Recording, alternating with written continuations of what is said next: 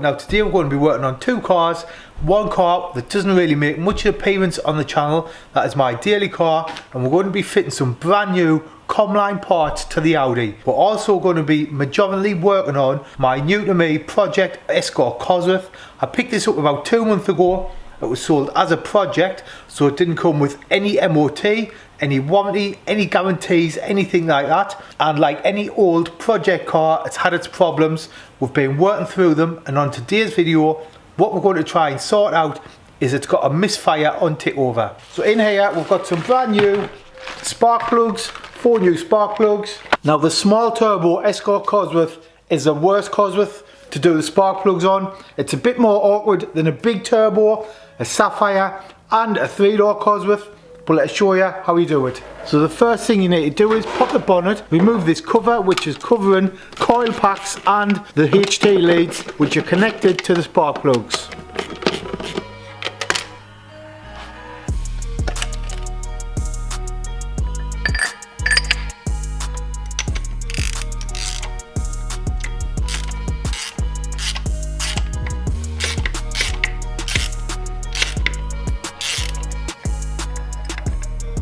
Now I'm no expert with spark plugs, fellas, but that doesn't look too bad to me. There's no oil, it looks nice and black. Everything I would expect to see. Now when you buy a new spark plug, they should come pretty much gapped, but let's check. I think they should be about 0.8 on a Cosworth. I think it's meant to be slightly bigger on a small turbo, which is what we've got, but we'll go for about 0.8 of a gap.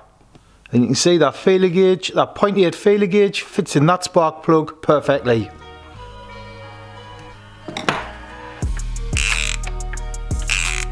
So with the new spark plug gapped and fitted in the cylinder head, we'll tighten it down, then we can move on to the next spark plug. And you'll notice this one is slightly different to the first one we've done. This has a coil pack fitted to the top of the HT lead. The small turbo Escort Cosworth has 2 coil packs, and each coil pack powers 2 spark plugs. And this is the second spark plug. It looks just like the first one, and all the other 4 looked exactly the same. They look like they're performing pretty well. There's no oil. They look good. It's everything I would expect to see on a used spark plug. Once all 4 spark plugs were changed, fellas, it's then time to put the cover on. This cover covers the spark plug holes, the HT leads, the coil packs, and finishes off the rotor cover perfectly. The cover's held in place with 6 13mm bolts. Right, let's start the car up and see if we fix the spluttering. It does only seem to splutter when it's warm, so let's let it warm up, see if it's still spluttering.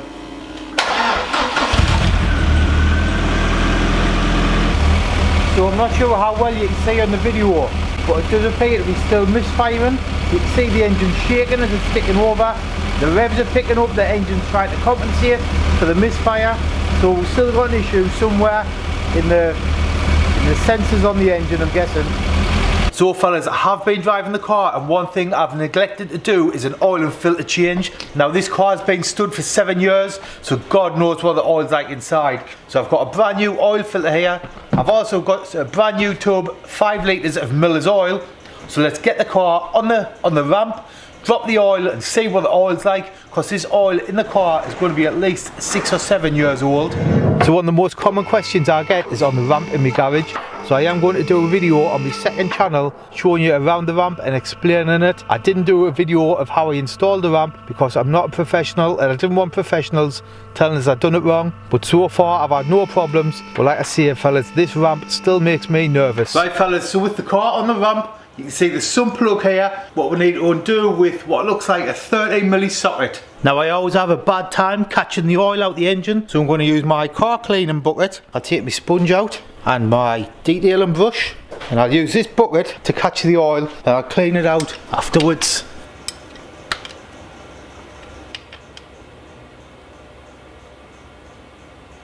Right, so with my bucket, let's catch the oil.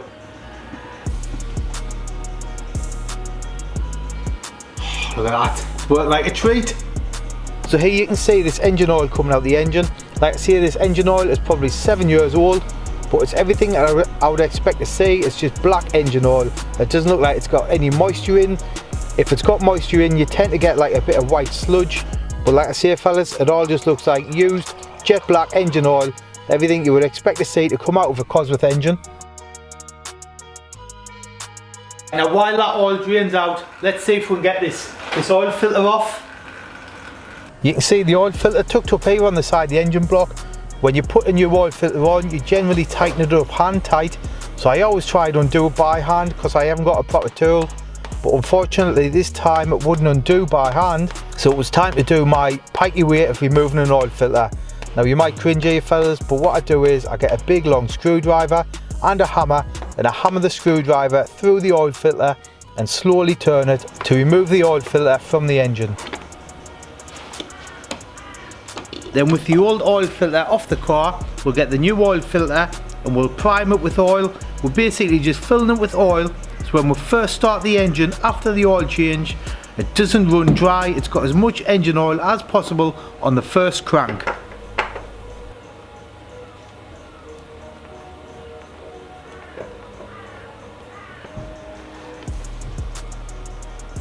So I've took the old, this is the old sump plug off the car. This is just a normal sump plug. It's not magnetic. I have got an old magnetic one which I'm going to refit to the car. And the benefits of a magnetic sump plug is they catch all the little bits of shavings that come off the engine, and it all connects on the end here. You see that magnetic? This is the old one off the car, and you can see that's not magnetic. So we're going to refit this old but perfectly fine magnetic sump plug on the car. So when we refit the magnetic sump plug, it does have a copper washer, and the copper washer basically squashes, and that stops any oil coming out, stops leaks basically. Once the sump plug is fitted, we can then fill the engine with oil. Now I believe it takes about 4 litres of engine oil. What I normally do is I put about 3 in, and I keep checking it on the dipstick till we're about 3/4 of the way between the minimum and the maximum level. And then just like that, the car's had its first oil and filter change in 7 years. Right fellas, we are in my car that I never mentioned on the channel. This is my 2009 Audi A4. It's a 2-litre diesel and it's on 110,000 miles. And at the minute it needs discs and pads all around, all 4 corners. So we've got some Comline new discs and pads here to fit to the car. So we're going to go and see my mate David Fairbairn in Bolden, and we're going to get these parts fitted to my car. So once we got to my mate David's garage, we pulled the car in his garage, put it on his scissor lift and got it up in the air. Once it was in the air, we then started to take it to bits. So we started by removing the wheel, and you can see the old disc has got a big lip, and that's why we're replacing the discs. To get your Comline parts fellas, they are available from motor factors up and down the country, and you'll also find some of the stockists are now selling online too.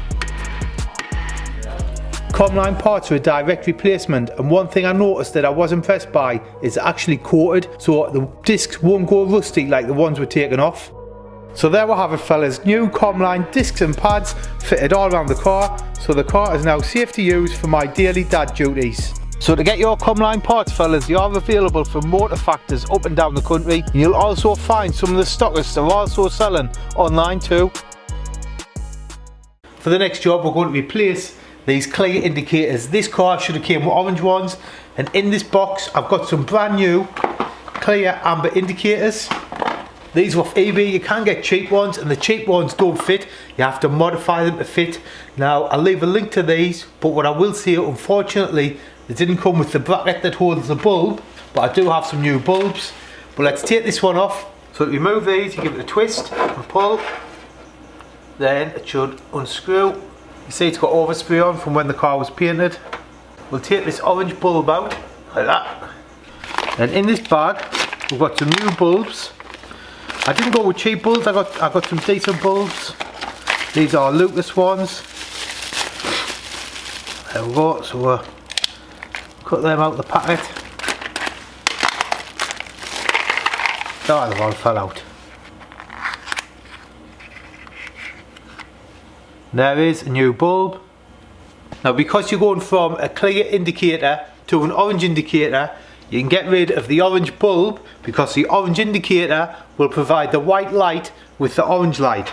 So that goes into there, and that clips onto there somehow.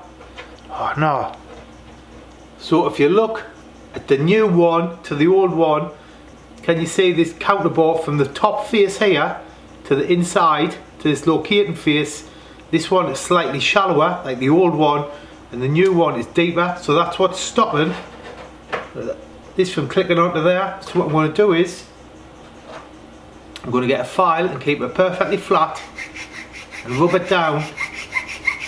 Hopefully that'll work.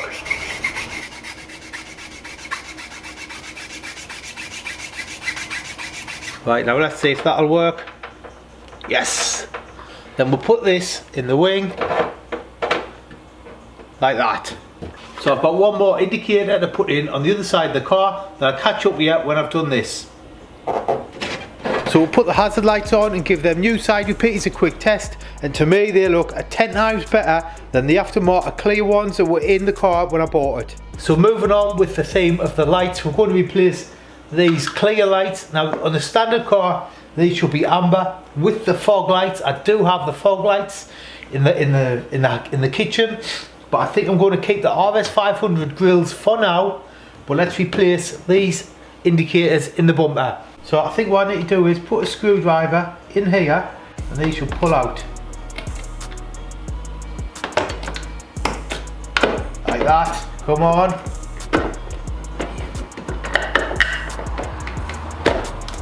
There we go. We'll replace this with a white bulb. New bulb in, because you do not want double amber. Then in this box from Graham Good Racing, we've got some brand new amber indicators.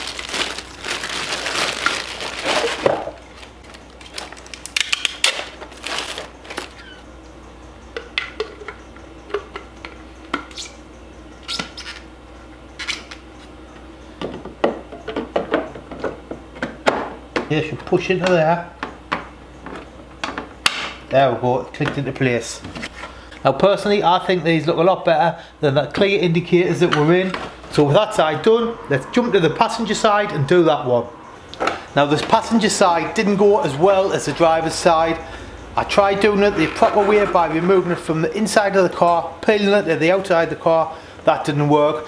So then I went from the outside of the car and tried to take it out the wrong way, and guess what happened? Ah, you dirty git. So after smashing the light, I then removed the brake duct vent to see if I could get it that way, just to try and make it a bit easier, fellas, to try and get it out without doing any more damage. Especially, I do not want to damage the bumper because they're a flipping arm and a leg to buy, and so are the grills. So the only thing I want to damage really is this bloody goddamn indicator. What the hell is going on here?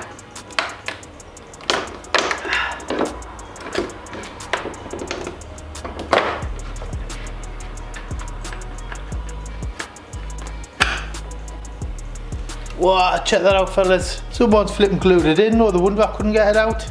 So it was meant to be a 5-minute job, turned into a bit of a pig, fellas. You can see someone stuck the old indicator in with a load of like windscreen glue. So we'll have to get that off as well. Now we can't put the new indicator in with all that glue in there. So I think what I'll try is, I've got a windscreen blade, and we'll try getting it off that way.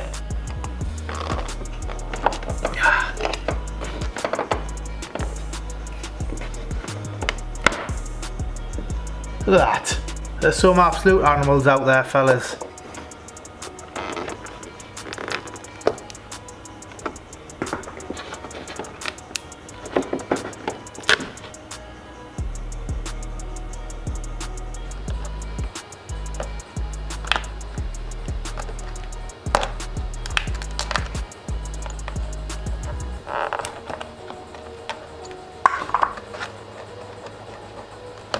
Right, so I think that's the best I'm going to get the hole, so let's test fit the indicator.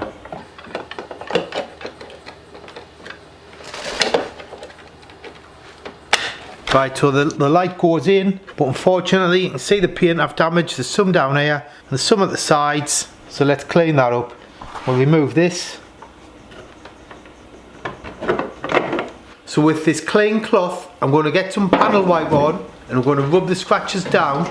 Then I've got a touch-up pen from my local paint suppliers, Madge Paints, and we're going to touch it in the best we can just to take your eye off it so it doesn't stand out as much when we put it back together.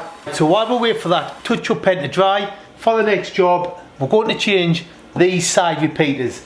These have been painted over, these are the same colour as the car. These come out, they're different on the Escort Cosworth, so they are expensive. You can't actually buy new ones.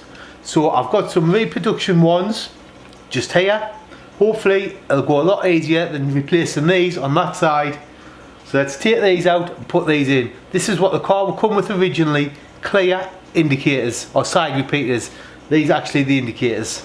So to remove the side light from the wing, there's a spring here what you pull, but it looks like someone's cable tied this one in.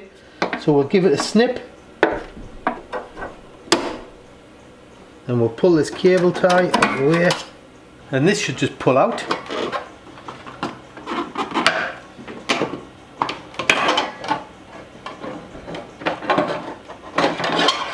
You can see it does actually have a bulb in, but obviously these are painted so you're not going to see the bulb.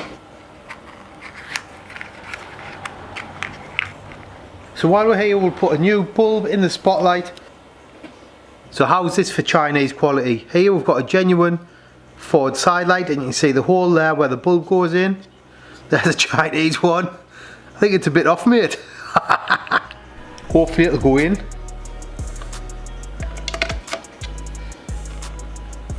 It has gone in somewhat, so we'll put this back in the wing. Now unfortunately when I put the light in the wing, the fit was absolutely atrocious. It fit like a Primark t-shirt. There was lumps and bumps sticking out all over. So I took it back out and with my Dremel I sanded some of the high spots down where they'd stuck the lens to the back of the light, and that did help, but still wasn't perfect. So I took it back out and sanded the back of the light down, which brought the back of the light in with the wing. So there we have it, fellas, the new lights in the wing, and they look a lot better than the painted red ones that were in before. The fit still isn't perfect, so what I'll do is I'll try and remove the paint from the original ones in the future, but I'm more than happy with the way they look for now. So while we're working on the front end of the Cosworth, we've got another job to do. This Ford badge is, I'm guessing, the original badge, and it's kind of oxidised, it's gone all lumpy and bumpy, so that needs replacing. Hopefully it'll be a quick and easy job, just a case of pulling it off and putting a new one on. So let's see if we can get this Ford badge off without doing any damage to the paintwork underneath the grille. I'm going to try and probably it's the wrong way of doing it, but I'm going to try and get a Stanley knife blade and slide it in behind the badge. Now ideally what I would like to use is some dental floss, but I'm from the northeast and our teeth are minging, so we don't use stuff like that, so there's none in our house. So we're going to have to try this blade. Snap the blade. Right, so let's see if we can get a bit of thin wire out the middle of this. So we'll unravel this, snip it.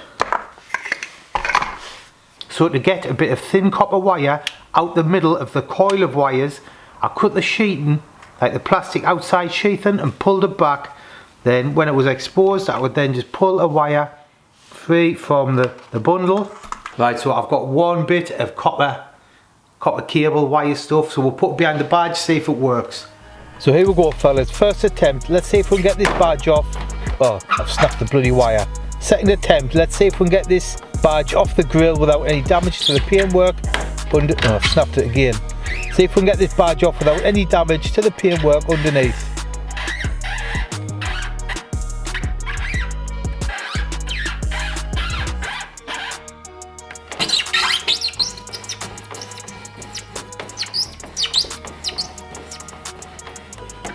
Haha, we're through.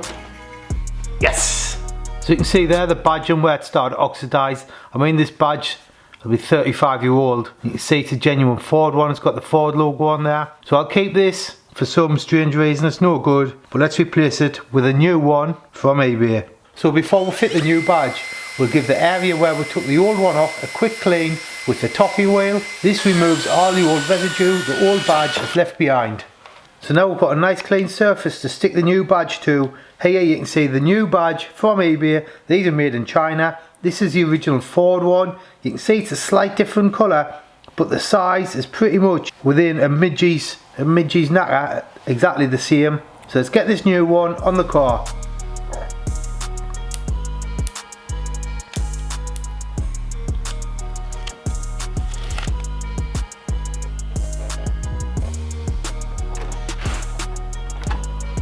There's the new Ford badge fitted, fellas, and looking a lot better than the old one. The next job on the car is something I've been wanting to do for a long time, but I've never got around to it until now. So the car is fitted with the original splitter.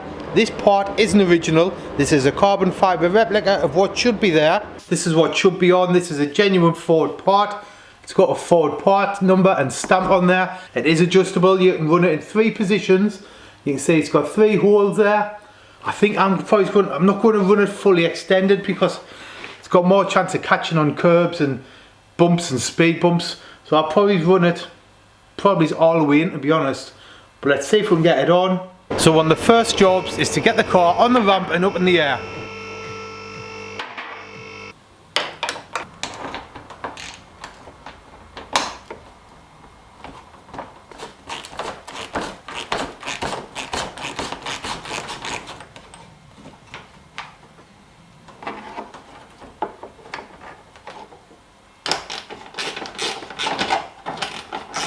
Right, now unfortunately it looks like the splitter has took a bit of a knock at some point. It looks like it's been kind of glued back together, and there was this homemade bracket on there to hold it all together as well. So hopefully we can get that other one on, the standard one on, without too much damage.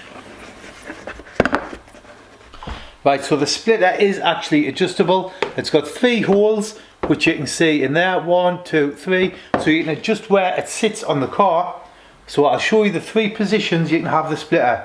This is fully in. Is that the centre hole? So you can see there, you can barely see the splitter. But if we move it out to the second position,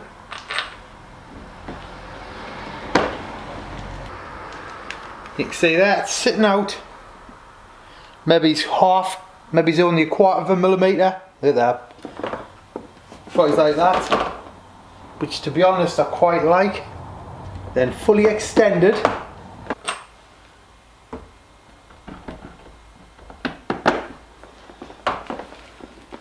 then that there is a splitter fully extended.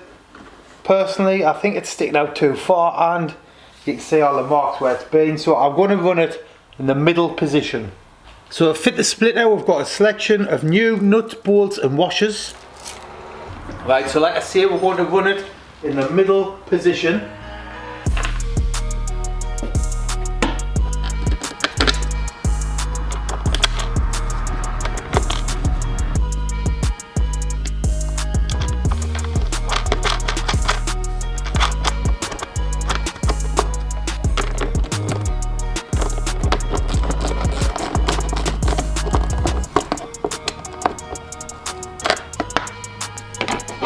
Once we've got all the nuts and bolts in place, it's then just a case of tightening it all up.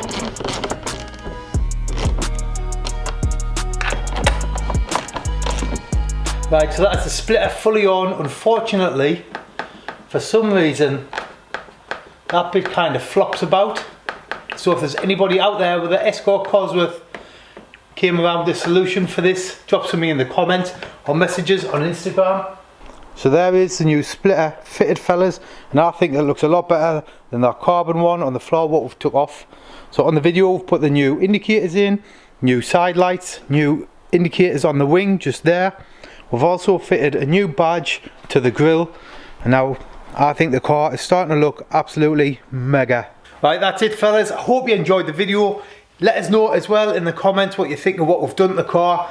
But yet again, thanks for watching. I'll leave a link to my Instagram. You can also check out loads of other videos in the description part, like in my channel. Loads of Cosworth stuff. But yet again, thanks for watching, and I'll catch you on the next video. Cheers.